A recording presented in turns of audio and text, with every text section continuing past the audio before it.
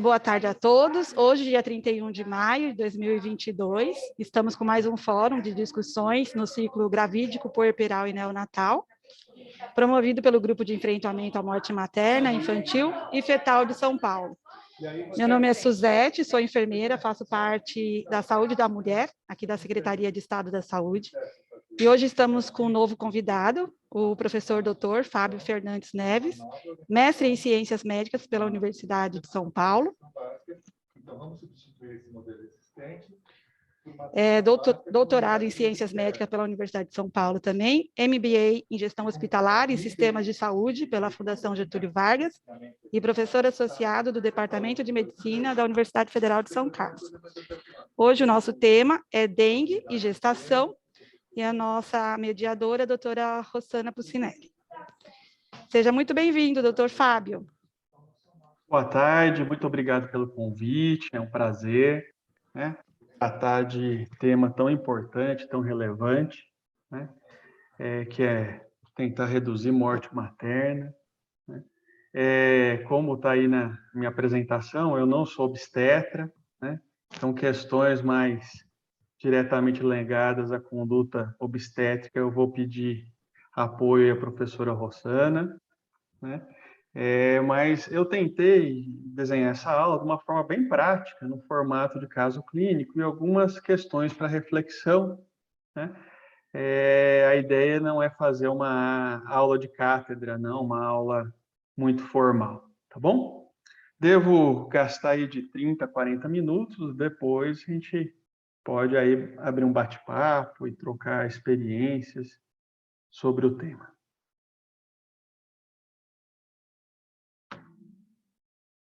Então, o caso clínico é o caso da Rita, uma gestante de 27 anos, que procura a maternidade devido a um quadro de febre, mialgia, mal-estar e dor de cabeça há 3 dias. Mas ela está tomando sintomáticos e ela procurou mesmo porque no dia que ela procurou a maternidade, ela começou com um quadro de dor abdominal forte, que não melhorou com os sintomáticos que ela estava tomando. Ela negou qualquer tipo de sangramento, seja vaginal, em outro sítio, né, qualquer tipo de perda. Ela é uma primigesta que faz pré-natal na atenção primária, 34 semanas de gestação. Não tem nenhum problema de saúde, segundo ela, o pré-natal foi normal, sem nenhuma intercorrência, né? A cidade onde a Rita reside está passando por uma epidemia de dengue, vários casos, né? E ela e o esposo procuraram serviço com medo de que fosse dengue. Ao exame físico, a Rita estava consciente, orientada, mas estava discretamente desidratada ao exame. Estava com febre, taquicárdica, tendendo a hipertensão, 140/90, uma pressão alta. Pulmão limpo. Ela relata que não tinha ido no banheiro fazer xixi naquele dia, estava com uma baixa diurese, pulso cheio, enchimento capilar normal. A ausculta do bebê mostrou que ele estava com 158 de frequência e sem desaceleração.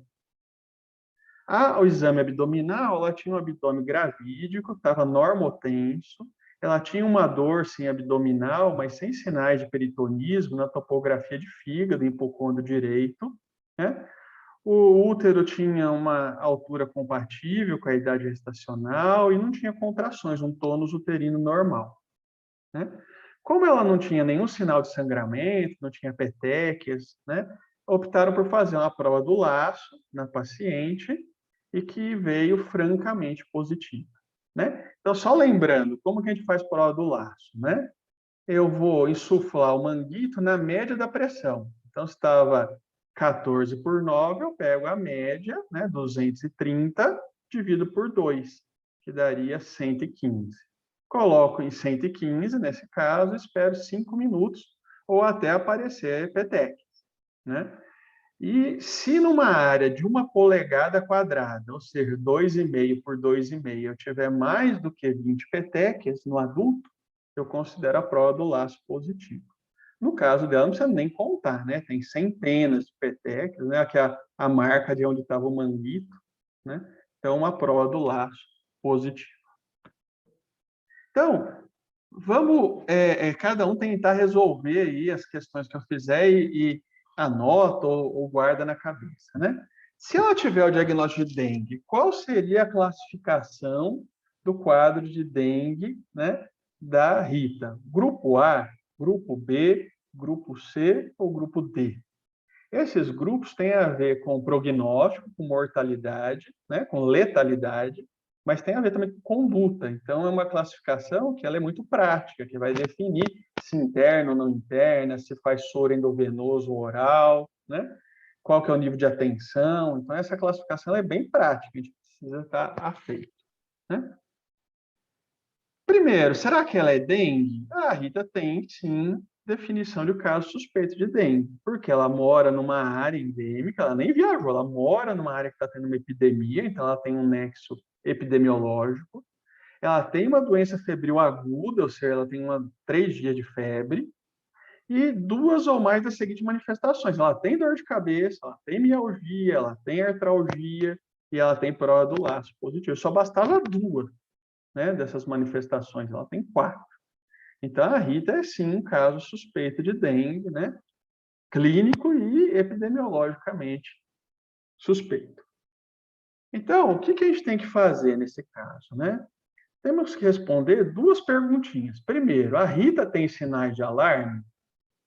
Segundo, a Rita tem sinais de choque? Se eu responder não para as 2 questões, ela vai ser grupo A ou B. Se eu responder sim para sinais de alarme, ela é pelo menos C. Se eu responder sim para sinais de choque, ela é D. Então, eu preciso responder essas 2 perguntas. Então, vamos lá. A Rita tinha sinais de alarme? Dor abdominal intensa? Tinha. Então, ela já é pelo menos C. Vômitos não tinha. Hipotensão ela não tinha. Hepatomegalia dolorosa, não citaram no exame. Ela tinha dor, mas não mostraram se o fígado estava aumentado ou não. Sangramento? Não. Hemorragia? Não. Sonolência, irritabilidade, diminuição da diurese, ela refere que não urinou no dia. Hipotermia? Não. Aumento do hematócrito, a gente não tem exame ainda. Queda das plaquetas, a gente não tem exame ainda. Desconforto respiratório, ela não tem. Mas basta um. Ela tinha dor abdominal e diminuição da diurese. Então, ela não vai ser nem A nem B. Ela é pelo menos grupo C. Ela tem sinais de choque, hipotensão? Não, ela está mais hipertensa do que hipotensa. A pressão está pinçada, menor do que 20 entre a sistólica e a diastólica, né?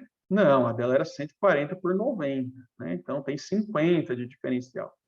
Sinais de choque? Não, está com boa perfusão, está com pulso cheio, né? Enchimento capilar bom. Então, tranquilo, né? Tranquilo. Então, ela não tem sinais de choque. Vale lembrar que o grupo A é aquele indivíduo que respondeu não para as 2 perguntas, que tem prova do laço negativa, que não tem risco nem clínico nem social, não tem comorbidades e não é uma pessoa vulnerável socialmente. Esse é o A, né?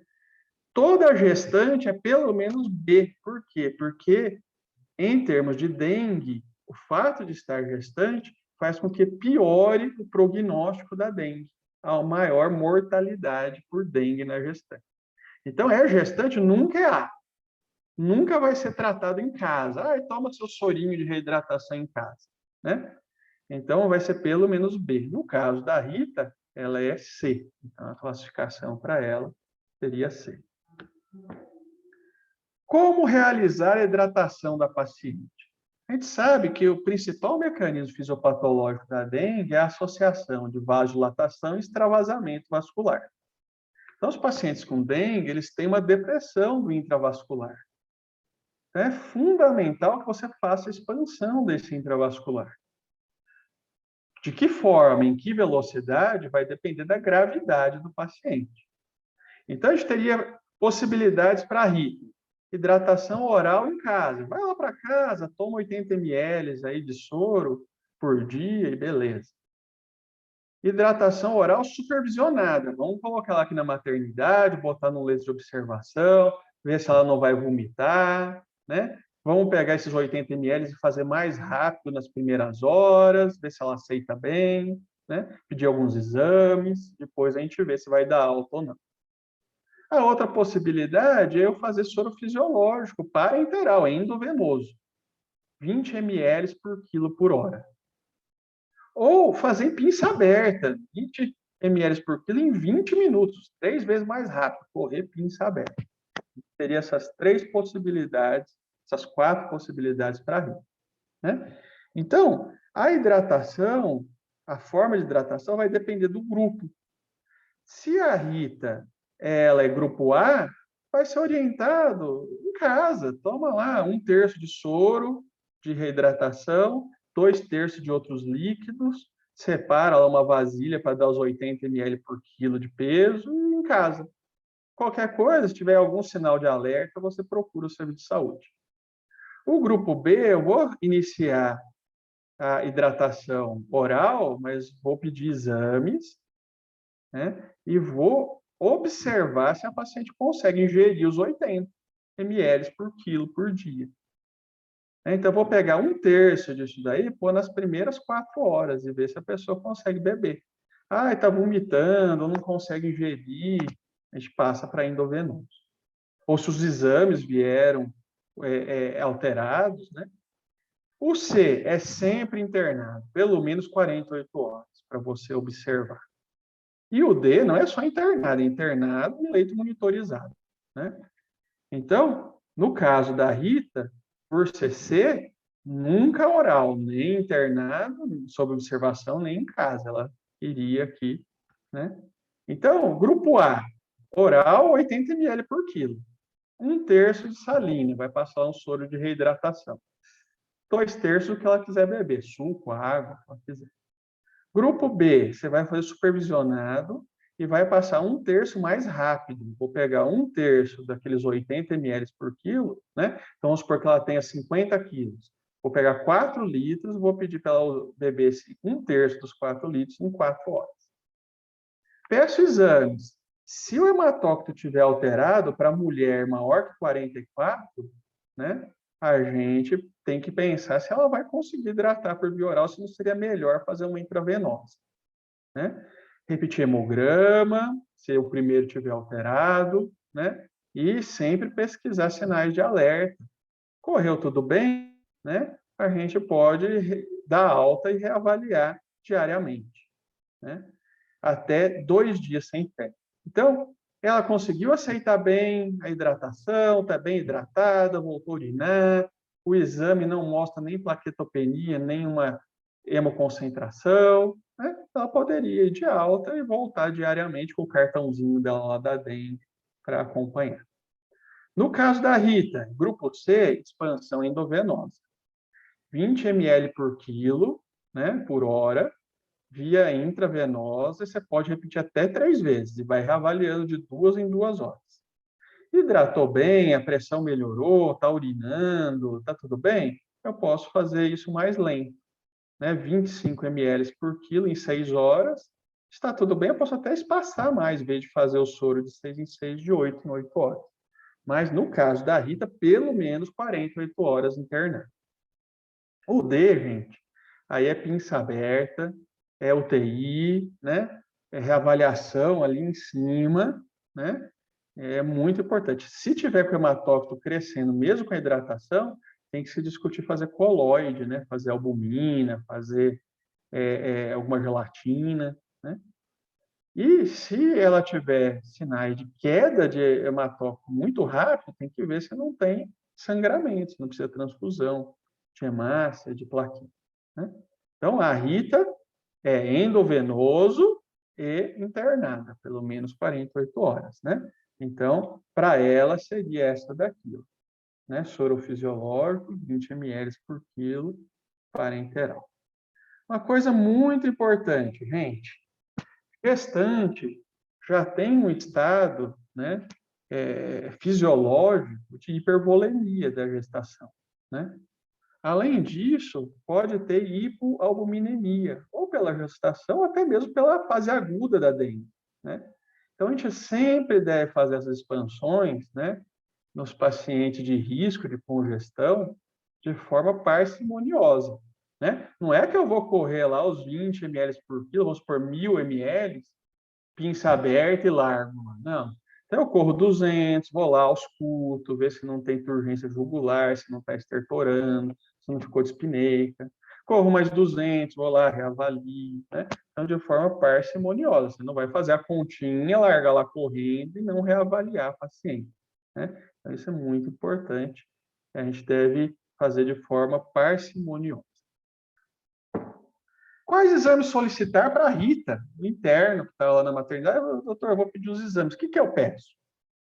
Um ultrassom de abdômen, uma urina rotina, um ultrassom para investigar essa dor, uma urina rotina para investigar a febre e a dor, tipagem sanguínea, enzimas hepáticas, hemograma, antígeno NS1, ou peço tudo isso, vou lá e faço um pacotão de exame, né? Então, ultrassom, gente, para investigador abdominal é interessante, né? Hipocondro direito, será que tem uma policistite aguda? Será que tem uma hepatite? Uma colangite, né? Acho que vale a pena, sim. Urina rotina, né? Pielonefrite é uma causa importante de dor abdominal na gestante, com febre. Eu pediria, sim. Antígeno NS1. Todo caso de dengue que não seja, né, grupo A, o grupo mais tranquilo, é interessante que a gente tenha diagnóstico etiológico. Então, por ela ser C, a gente tem que tentar fazer o diagnóstico etiológico, e por ser na fase aguda, né, a gente pediria um NS1, sim. Tipagem sanguínea, sim, ela corre risco de sangramento. É importante o banco de sangue estar ciente que ela pode precisar de transfusão. Enzimas hepáticas, sim, ela pode ter uma hepatite aguda, né? Pelo dengue, uma esteatohepatite da gestação, ou qualquer outra causa. Hemograma para ver hemoconcentração, plaquetopenia, também. Então, seria interessante pedir todos os anteriores, né? Só lembrando, né? Até o 5º dia, a gente deve pedir o antígeno, o NS1, né? A gente está tendo alta carga viral, eu ainda não tenho produção de imunoglobulina IgM em grandes quantidades, então, até o 5º dia, eu peço NS1. Depois do 5º dia, a curva do antígeno cai bastante e a de IgM está lá em cima. Então, após o 5º dia, eu peço sorologia IgM, né? Até o 5º dia, a prioridade é a pesquisa do antígeno. O que veio aí da Rita, né? Olha, ela tinha uma hemoconcentração, 46% de hematócrito, uma mulher restante, está hemoconcentrada. Não tem leucocitose, o que me deixa mais tranquilo, pensando em uma infecção bacteriana, uma pielonefrite. Tem plaquetopenia abaixo de 100.000. Tem aumento tanto da TGO quanto da TGP, tem inflamação do fígado, né? A bilirrubina próxima é borderline, uma albumina baixa, que é muito comum na dengue, né? Cair aí a albumina, porque é uma proteína de fase aguda negativa, né? Então, por enquanto, bate com o perfil de dengue. Foi feito ultrassom, que mostrou uma pequena quantidade de líquido acítico. Isso também é comum, por aumento da permeabilidade, ter um pouquinho de acítico, um pouquinho de derrame pleural. O fígado e a vesícula biliar normais. A vitalidade do bebê estava normal, o feto mexendo, o líquido amniótico normal. Uma urina rotina também normal, que faz eu pensar menos em TU, faz eu pensar menos aí numa pré-eclâmpsia, porque não tinha proteinúria, né? Mas o que me chama a atenção, o cara que fez lá a fitinha do NS1 não reagente, né? E agora? Qual que é o diagnóstico mais provável? Continua sendo dengue? Ah, vamos pensar em HELP. Eu tenho que sempre pensar em HELP. Tem alteração de enzimas hepáticas e tem plaquetopenia, eu tenho que pensar em HELP. Será que é Zika? Por isso, é uma doença viral, mas é Zika? Sepse, eu sempre tenho que pensar em sepse na gestante, com febre, com estado geral deprimido, né? Na verdade, gente, para a nossa paciente, continua sendo dengue o mais provável. O NS1 ele tem 70% de sensibilidade só, né? Então, numa época epidêmica, mesmo que ele vier negativo, a gente continua insistindo no diagnóstico. Depois que der 5 dias de quadro, eu peço um IgM, né? Provavelmente vai vir positivo. Então, ele é específico, mas ele não é sensível.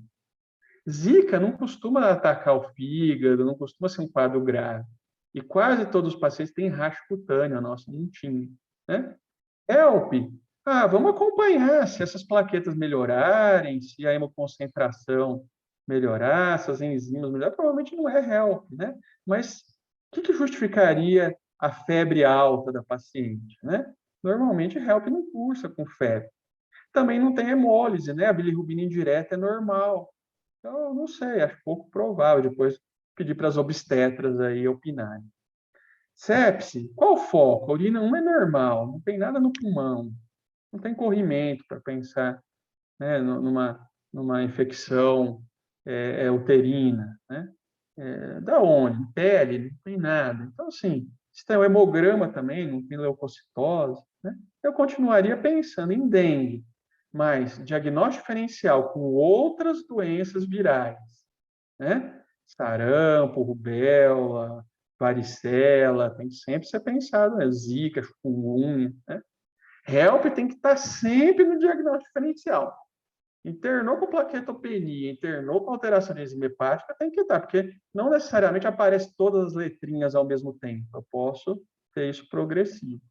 E sepse é uma causa importante de mortalidade materna, tem que sim estar no diagnóstico diferencial.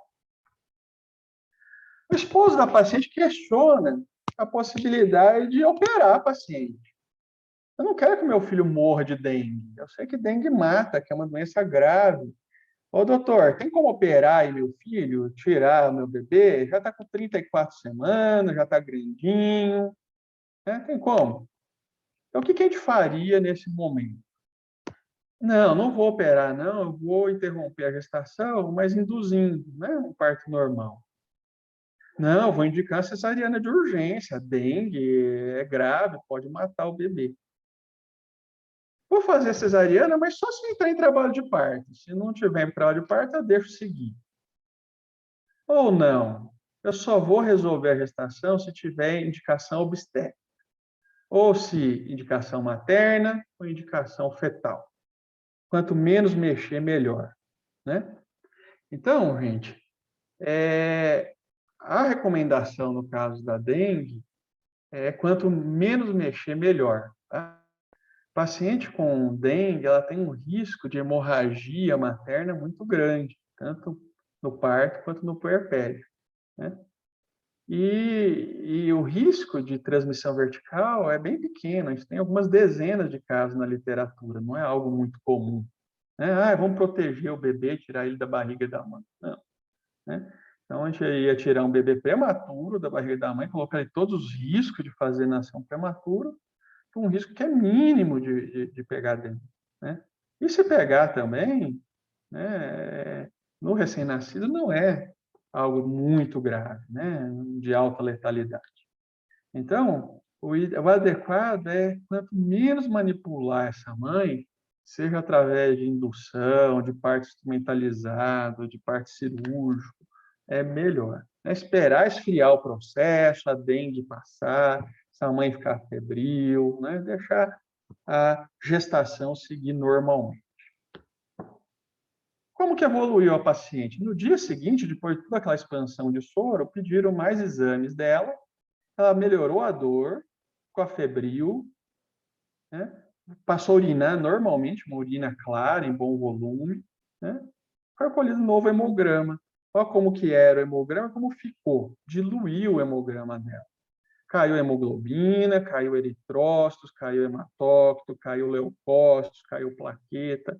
Provavelmente pela hiperidratação que a gente fez, né? A gente hidratou ela de forma bem adequada, bem agressiva. O que salva a vida do paciente com dengue grave é água. É isso que salva a vida. Né? E ela melhorou clinicamente, o hemograma diluiu. E ela pergunta, doutor, já posso ir embora? Eu tenho que ir para casa, cuidar do meu marido, dos meus pais que moram lá do lado, né? Moro aqui do ladinho da maternidade, eu posso voltar aqui todo dia, se vocês quiserem, para colher exame. qual que é a melhor conduta para essa paciente, né? Vamos dar alta para ela? Ela mora aqui perto. Diariamente ela vem aqui, colhe exames, a gente vai acompanhando. Não, vamos dar alta só depois que ela ficar febril. Pelo menos aí uns 2 dias sem febre, a gente dá alta. Não vamos dar alta para ela com febrão. Ah, não, a gente só fez um dia de soro, vamos manter pelo menos mais um dia aí de hidratação. Ou não, só vou dar alta para ela a hora que ela ficar assintomática, o exame de sangue melhorar, né? Então, qual seria melhor? O que vocês fariam com essa paciente que está pedindo alta, né? Coitada, ela está preocupada com os pais idosos dela lá que moram no fundo da casa dela. Qual seria, então, o critério de alta para dengue, né? Interno. Primeiro, estabilidade hemodinâmica. Nosso paciente já tinha.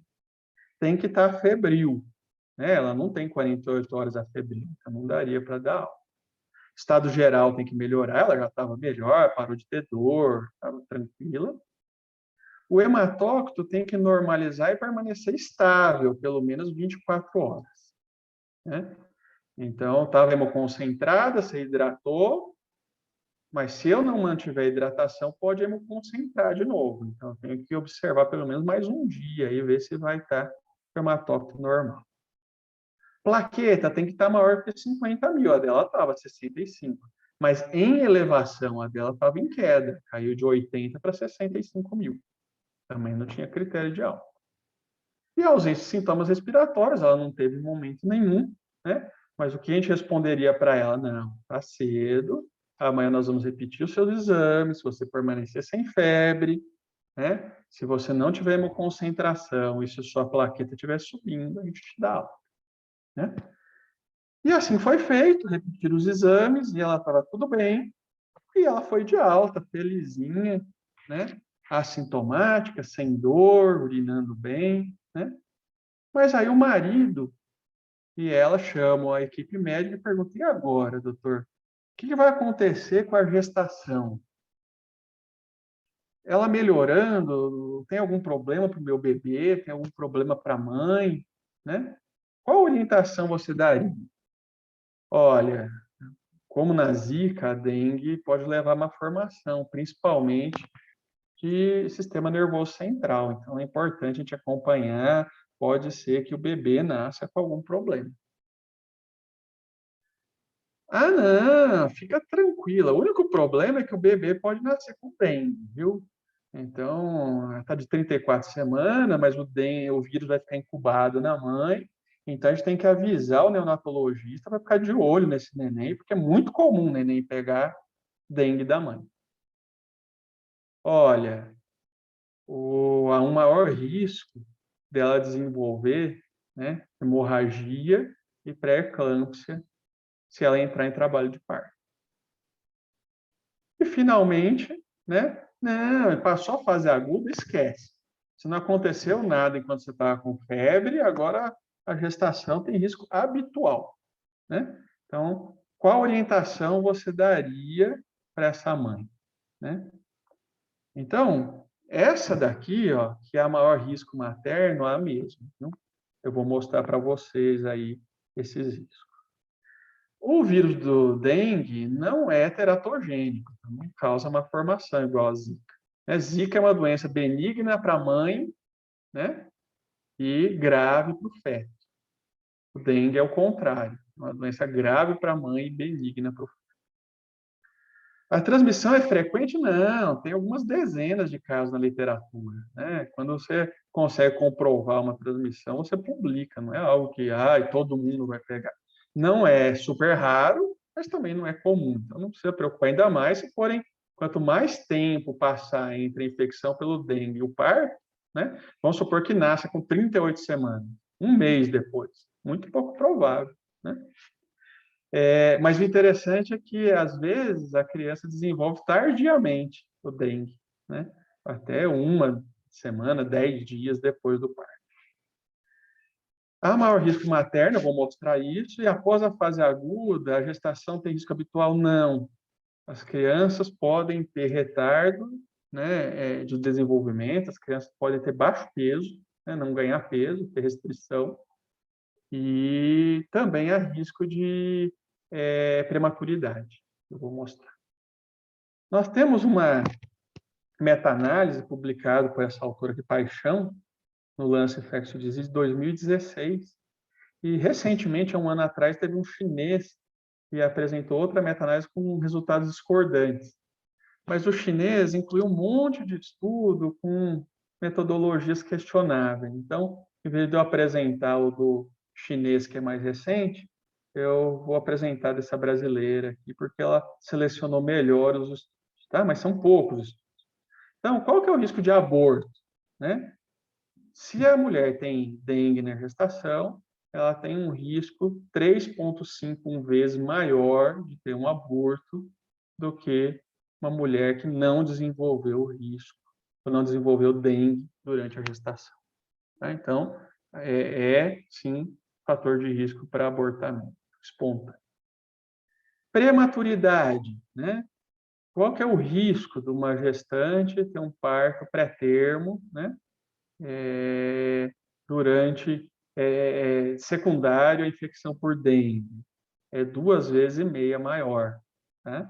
Então, também é fator de risco para prematuridade a infecção pelo dengue. Ah, espera só um pouquinho. Ah, tá certo. E em relação a baixo peso, também é um risco um pouco menor, 1,84, né? Ou seja, 84% maior, assim, grosso modo, né? Também o risco de baixo peso ao nascer. Então, tem risco de aborto, tem risco de prematuridade e tem risco de restrição de crescimento intrauterino, né? Mas o dado que mais chama a atenção é um dado que saiu de uma corte realizada lá no Acre, no meio de uma epidemia de dengue que estava tendo lá no Acre, foi publicado em 2018, e essa corte mostrou que o risco de morte materna, né, na época da epidemia de dengue, das mães que tiveram dengue, era 71 vezes maior, tá? Isso eu estou arredondando, não é bem essa altura, mas era 71 vezes maior do que da mãe que não teve dengue durante a gestação, né? Também o mesmo autor da meta-análise, Paixão, a autora, e isso mostra, olha, poucas coisas na medicina dão um odds rate tão alto assim, para um desfecho negativo, né? Como motivos óbvios, né, a gente poderia esperar que essas mortes seriam por hemorragia, né? Fragilidade capilar, sangramento, plaquetopenia, né? Diluição de fator de coagulação, né? Teve, sim, bastante morte por hemorragia. Mas o que chamou a atenção do autor, que analisando as mortes maternas do grupo dengue e do grupo não dengue, pré-eclâmpsia foi mais comum como justificativa da morte materna no grupo de dengue do que no grupo de não dengue, né? Eles fazem algumas hipóteses fisiopatológicas para tentar associar a pré-eclâmpsia com a dengue, né? Ainda não tem nada muito comprovado, mas a realidade é que a presença de dengue aumentou a prevalência de morte por pré-eclâmpsia também, não só por hemorragia materna, né? Então, eu já estou terminando, como prometido, a ideia era fazer entre 30 e 40 minutos, para a gente depois poder conversar, mas eu queria trazer um slide de mensagem final para vocês. Primeiro, gestante, por conceito, é grupo de risco para dengue. Não existe gestante com dengue do grupo A. Não, ela é pelo menos B. Tá? É difícil fazer o diagnóstico. Muitas vezes, as alterações fisiológicas da gestação alteram exames. Muitas vezes, a dor abdominal pode ser confundida com uma contração, com uma outra etiologia, né? Então, o diagnóstico, às vezes, é confuso e essas pacientes evoluem pior do que uma mulher não grávida. O quadro clínico é semelhante ao do adulto não gestante. O mais comum é febre, cefaleia, mialgia, artralgia, né? Continua sendo a definição de caso para gestante, não precisa de nenhuma adaptação. Durante o pré-natal, orientar não viajar para áreas epidêmicas, né? No Brasil é difícil isso, né? A área não epidêmica no Brasil é a região sul, né? De São Paulo para cima tem tudo quanto é lugar. né? Mas se tiver em área de grande circulação do vírus, orientar a usar repelente, ver repelente que pode ser usado para gestante e orientar, né? Não há indício de ação teratogênica do dengue vírus, né? Então, tranquiliza a mãe, né? Elas vê lá na TV as microcefalias associadas ao Zika, fica receosa, né? Mas não há descrição de efeito teratogênico desse vírus, nenhum dos 4 sorotipos. Há maior risco de abortamento, como eu mostrei, maior risco de prematuridade, maior risco de baixo peso e um significativo incremento da mortalidade materna, não só por hemorragia, mas também por pré-eclâmpsia. Na gestante, realize hidratação de forma cuidadosa, né? Não estou falando para não dar líquido, o que salva a vida é soro em grande quantidade, seguindo os protocolos, né? Mas lembre que ela tem maior risco, pela sobrecarga aí da gestação, de fazer congestão pulmonar. Então, faz em pequenas parcelas, sempre reexamina, vê saturação, ausculta pulmão, né?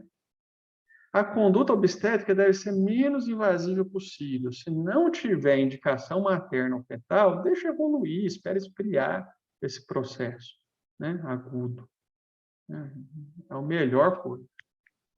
A transmissão vertical é rara, mas deve ser informado o neonatologista que vai receber. Se essa criança fizer febre, né, no pós-natal, aí tem que entrar no diagnóstico diferencial, né? E, às vezes, até tardiamente. Tem relatos na literatura até 10, 12 dias depois do parto. Tá? Então, essa era a mensagem. Espero ter sintetizado. Esse é meu e-mail. Estou à disposição. Se alguém depois quiser mandar e-mail, trocar alguma experiência, estou à disposição. Obrigado pela atenção de vocês.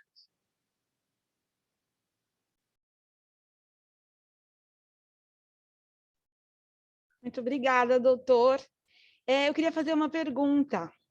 Essa mesma paciente que o senhor trouxe para nós, ela pode ser acompanhada ou tratada em uma UPA? Se for cidade pequena, que passa primeiro pela UPA para depois ir para a maternidade, ela pode ficar numa UPA?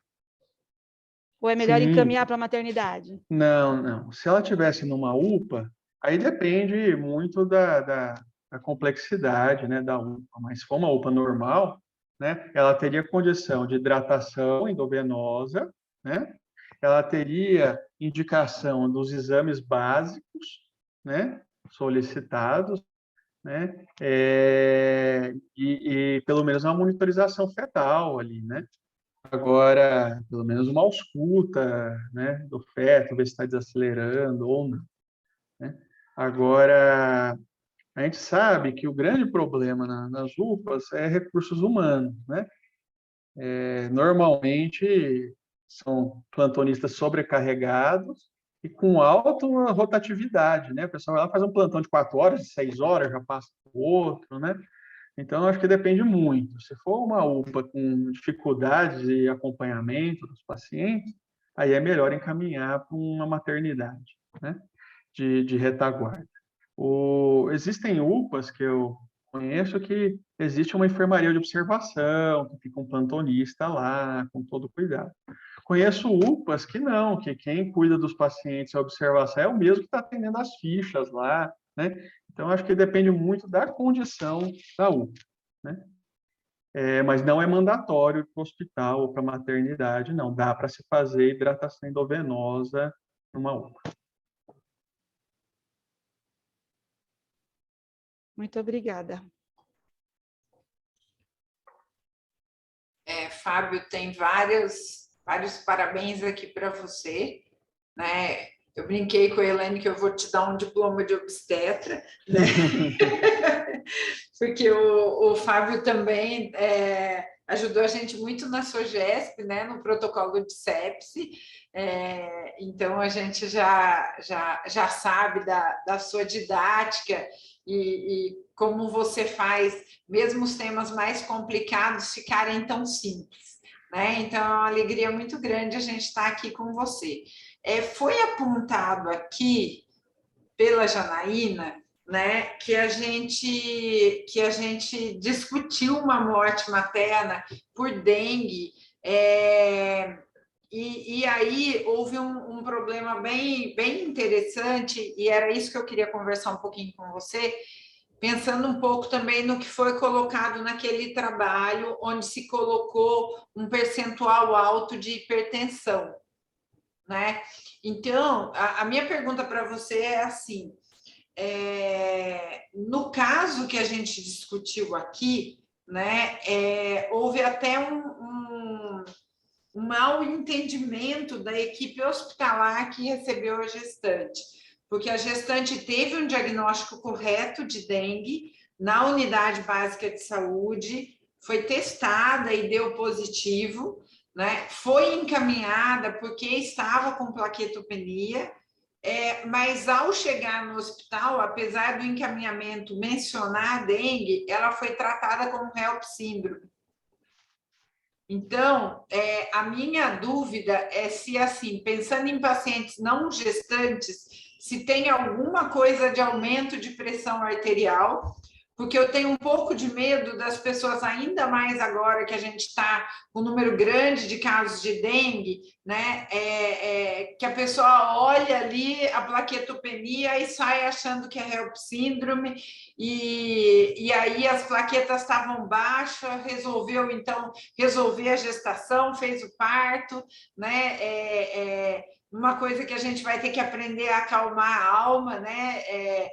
Eu tenho pensado muito se a gente não está centrando o cuidado no feto e não na gestante, né? Então, acho que é uma coisa que a gente vai ter que refletir um pouco mais também. Então, queria saber um pouquinho mais, assim, se em não gestante, se a gente vê esse aumento de PA ou se não, porque, por exemplo, na Covid também se falou demais em aumento de pressão arterial, né? Nós não vimos isso nos casos aqui do HC. A gente viu o aumento de TGO, TGP pelo comprometimento hepático da Covid. Né? Então, eu queria saber um pouquinho sua opinião sobre isso. É um diagnóstico diferencial difícil mesmo, viu? Então, se você pensar uma dengue aí, né? Uma dengue hemorrágica ou uma dengue com redistribuição, né? Pensar em HELP, pensar em sepse materna, né? São diagnósticos diferenciais que têm conduções bem diferentes, são doenças de alta letalidade, né? As três. Então, não é fácil mesmo, né? Agora, pensando na comparação com a HELP, as coisas que a gente pode ajudar. Primeiro, né? Não é comum, até onde eu sei, a gente ter febrão na HELP, né? Então, o paciente chegou 38,2 de febre, né? Usando analgésico, mesmo assim com febrão, né? Isso a gente tem que pensar mais, ou para dengue, ou até mesmo para sepse, né? Isso é uma coisa diferencial. A outra coisa é o seguinte, a hipertensão, quando a gente, no caso da dengue, né?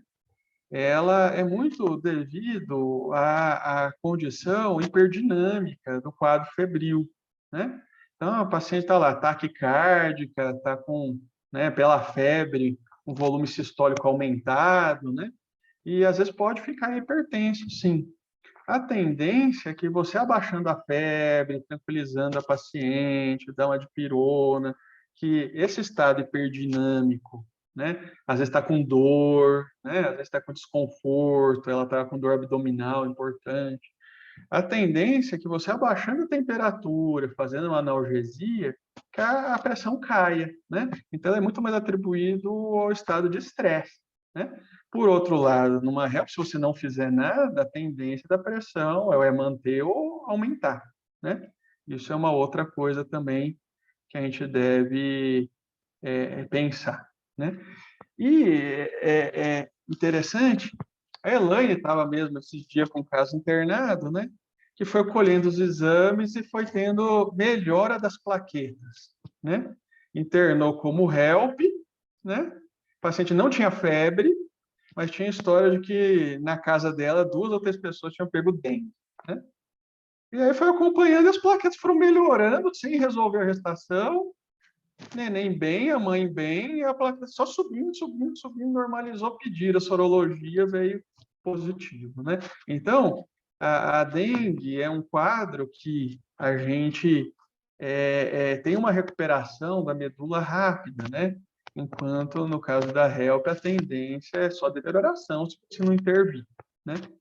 Mas é um diagnóstico diferencial bem difícil mesmo, né? Que a gente tem que ter em mente, né? Se a gente não pensar, a gente não vai fazer diagnóstico, né? Então é importante.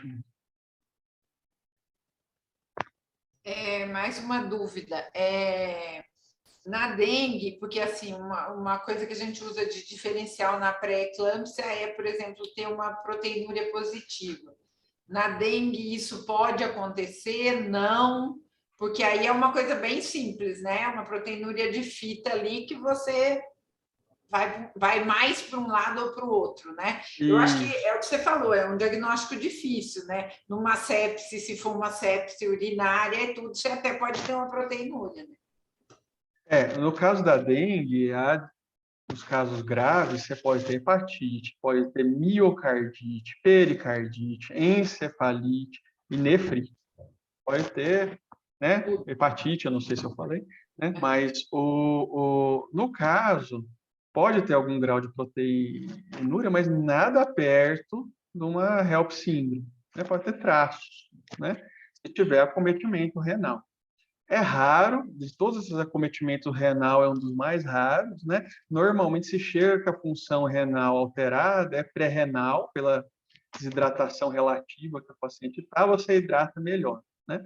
Então, eu fiz lá um dipstick lá e veio proteinúria maciça, né? Isso não fala a favor de dengue, não, né? Vai realmente falar a favor de HELP, é um outro ponto para ajudar aí no diagnóstico diferencial. Pois não, Marisa? Oi, doutor Fábio, prazer. Estava acabando de falar para a doutora Elaine, acabou de entrar no hall, hein? Agora, Tá, joia. agora virou do coração também, agradeço muito. Né, doutora Rossana, foi um caso preocupante e aí a gente realmente pediu para que viesse esse tema, até porque essa doença, né, é endêmica no estado de São Paulo, alguns locais, obviamente, muito mais do que outros, mas a gente, quando acontece, a gente teme aí pela morbimortalidade dessas mulheres, né? E precisa as pessoas lembrarem, né? O Covid está passando, agora já virou endêmico também, né? Então, a gente precisa manter a nossa atenção por outras patologias que afetam as gestantes e puérperas. E agradecer, a gente quer agradecer muito. Adorei sua aula, foi muito legal a forma de colocar, assim, bem bacana. E eu não sei se seria interessante, aí depois a gente vai até falar com a Adriana, fazer um lembrete, né, doutora Rossana, desse diagnóstico diferencial, mandar isso para as maternidades, né, fazer um lembrete, porque isso é muito comum no nosso estado, né, gestante com dengue. Então, assim, seria interessante fazer eu tentei achar alguma coisa, mas a gente não vê de gestante. Ela está inserida dentro do manual para adulto e criança, né, do Ministério, mas a gente não tem nada relacionado ou direcionado para o ciclo gravídico puerperal. Seria interessante fazer alguma coisa, deixar no site da secretaria, porque nos preocupa muito, né? Até porque a dificuldade desse diagnóstico mesmo, né, gente? Então, não sei o que vocês acham, mas umas, né, nessa questão toda de combate, de enfrentamento à mortalidade materna, a gente tem que usar todas as armas que a gente tem. Então, deixo aqui meu super agradecimento e minha ideia, as ideias luminosas. Doutora Rossana. Eu achei a sua ideia super boa, Marisa, e com o que o Fábio falou, né? Talvez assim acalmar um pouquinho. Eu sei que é difícil, mas na hora que receber um caso, acalmar um pouquinho a alma né? E não sair enlouquecidamente para um lado ou para o outro.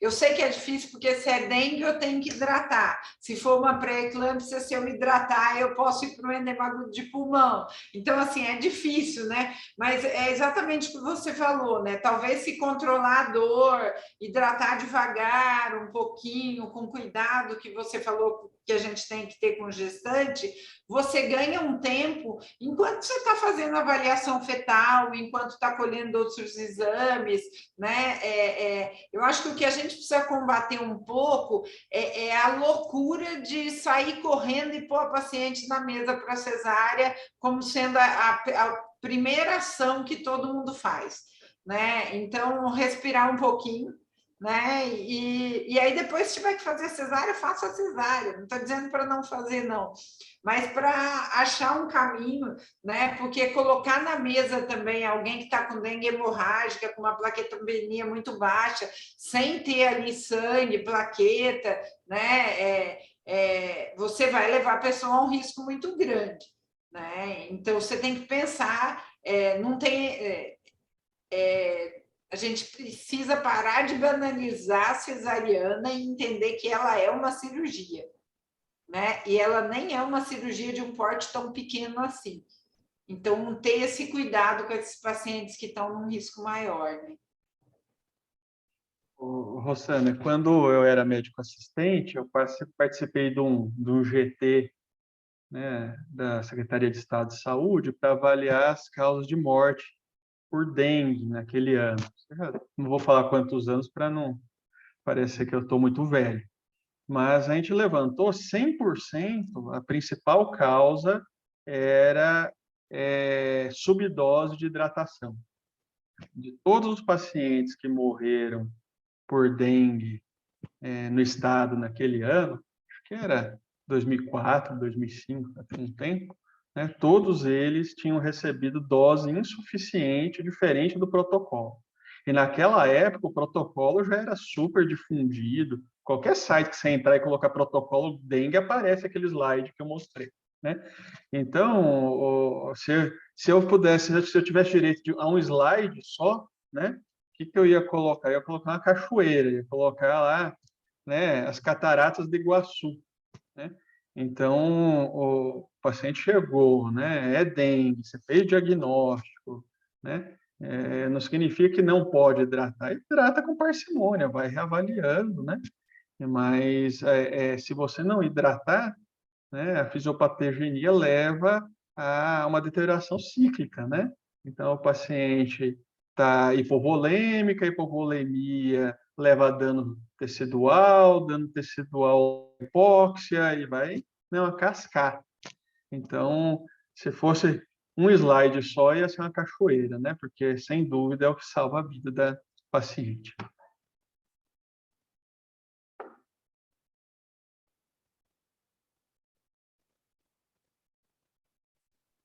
Muito bom, doutor. Quer dar uma opinião aí? A Elaine está quietinha, ela não é quietinha, né, Fábio? Vamos deixar ela falar. Estou só assistindo aqui. Tenho o privilégio de ter um emergencista infectologista em casa, então eu faço consultoria direto, né, nos casos. E a gente teve esse caso que eu comentei com ele, estava de semana de supervisão de enfermaria, a paciente internou, foi encaminhada pela CROSS e internou como HELP. Só que era um pré-termo, então chegou, o paciente estava estável, PA 14,9, bem assim, limítrofe, teve uma história de um 15-10 na unidade de origem, mas logo que chegou, o tempo de colher exame, estabilizar, fazer as medidas iniciais, a PA começou a cair.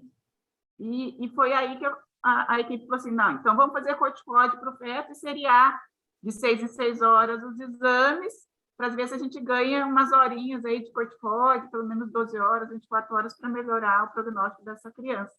E no seriar, os exames foram normalizando. Aí que foi se pensar que poderia não ser uma HELP e fazer um retrospectivo. Então, acho que a gente tem que pensar mesmo em fazer diagnósticos diferenciais, considerando esse momento de epidemia que a gente está de pico. Aqui, Ribeirão Preto é uma área bastante endêmica, né? Então, a gente está recebendo esses casos e parabéns, professor Fábio, pela aula.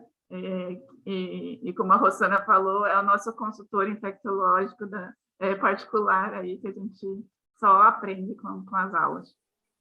A Marisa já colocou no hall dos coraçõezinhos dela, ela tem uma caixinha especial, viu, Fábio? Estamos à disposição, gente. Eu coloquei meu e-mail aí no chat, se alguém depois quiser trocar legal. ideia, pedir consultoria, quiser discutir algum caso, estou aí à disposição. Tá bom? Fazer parte do grupo, né, Marisa? Não, eu acho que assim, o interessante é sair algum documento agora, né? Deixar esse documento, a gente tem muito pouco, a discussão sobre dengue em gestante, essa coisa da hidratação, e que não é uma hidratação como é em qualquer adulto, então ela tem que ser uma coisa feita com parcimônia. Obviamente você tem que hidratar, mas você tem que ter todo um controle. Eu acho que o Covid nos ensinou muito isso, né? A cada vez mais incorporar tecnologia na obstetrícia, fazer as coisas pensando na urgência, mas com calma, com protocolos. Então, eu acho assim, se o senhor puder ajudar, doutor Fábio, a gente vai agradecer bastante de sair um documento, alguma coisa. Eu combinei com a professora Silvana, da FMRP, Silvana Quintana, da gente escrever uma revisãozinha sobre isso, sabe? Um protocolo bem prático mesmo, não é fazer nada, né? Porque eu tenho segurança de tratar das questões aí obstétricas, né? Que não é a minha realidade. Aí ela topou. Então eu vou escrever a parte infectológica e ela vai escrever a parte aí mais materno-fetal. E a gente ainda esse ano deve produzir aí esse documento e a gente encaminha para vocês. Não sei qual que seria a melhor forma de encaminhar isso aí para chegar, para capilarizar, né? Não sei qual que é a melhor forma, mas a gente aproveitar Não, a aí a revisão. ideia, então, a ideia é a gente coloca isso no site da secretaria e faz a divulgação. Esse fórum vai estar aí, né, acho que para todo mundo assistir, importante rever com dúvidas, e aí tem um documento, a gente vai falar com a Adriana em tempo aí para ver esse documento se sai até pela CCD, tá bom? Aí o senhor fala Tá com a bom, doutora estamos à Silvana, disposição.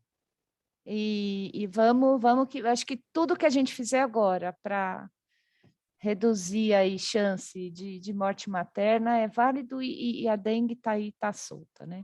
A gente só agradece mesmo. Muito obrigada, viu? Tá joia, estou à Marisa, disposição. talvez até pensar em alguma nota técnica, né? Mais resumido, que possa colocar, né? Exatamente. Como a gente fez para a Covid, né? Então, fazer uma nota técnica de atenção gestante com dengue, puxando mais diagnósticos diferenciais e conduta em cada um deles. Isso, faz uns fluxos. Sabe? Sem muito... É meio considerando a explosão de casos, né? Preste atenção nisso. Daí, exato, é isso daí. Uma coisa que eu acho que pode ser legal, sim. Legal, tá bom? mas aí a gente... Sensacional a sua aula. Muito obrigada, um prazer enorme te ouvir sempre, viu? Tchau, um abraço, obrigado. Boa tarde, gente, estou à disposição. Muito obrigada, doutor Fábio. Podemos finalizar nosso fórum, e terça-feira temos outro que eu acho que vai ser com o tema da neonatologia, né, doutora? Acho que sim. Que a Adriana já vai disponibilizar o link. Isso. Boa tarde a todos. Tchau, gente. Tchau, tchau.